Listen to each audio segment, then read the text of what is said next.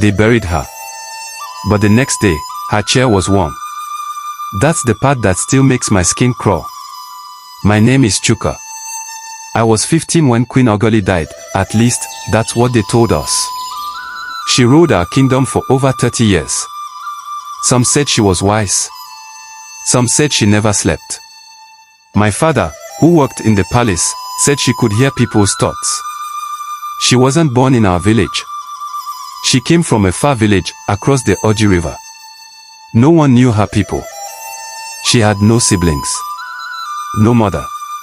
No father. Just came as a young bride to the king.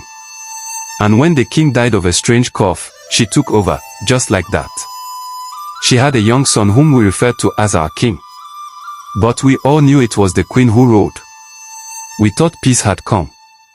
But then people started going missing, young women, always after the market days. One girl, Ada, was my friend. We were supposed to fetch firewood together, but she didn't show up. That was the last anyone saw of her. One day, I followed my father to the palace. He was carrying a goat for sacrifice.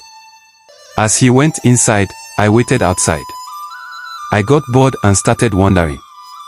That's when I heard whispers, soft, like wind, but there was no breeze. The whispers were coming from under the ground. I leaned closer to a small hut beside the palace shrine.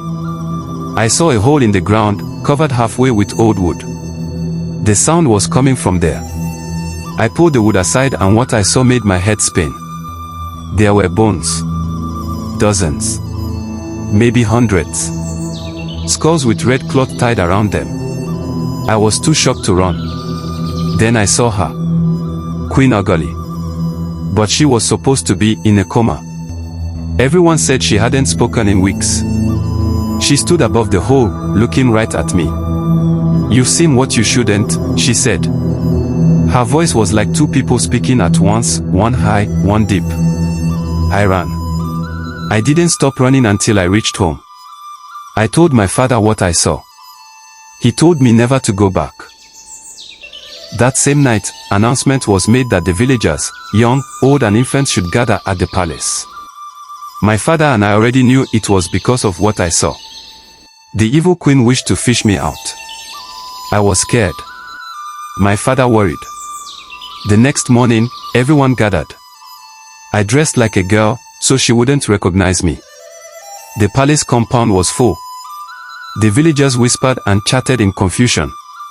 After hours of waiting, one of the guard appeared and announced, "The queen is dead."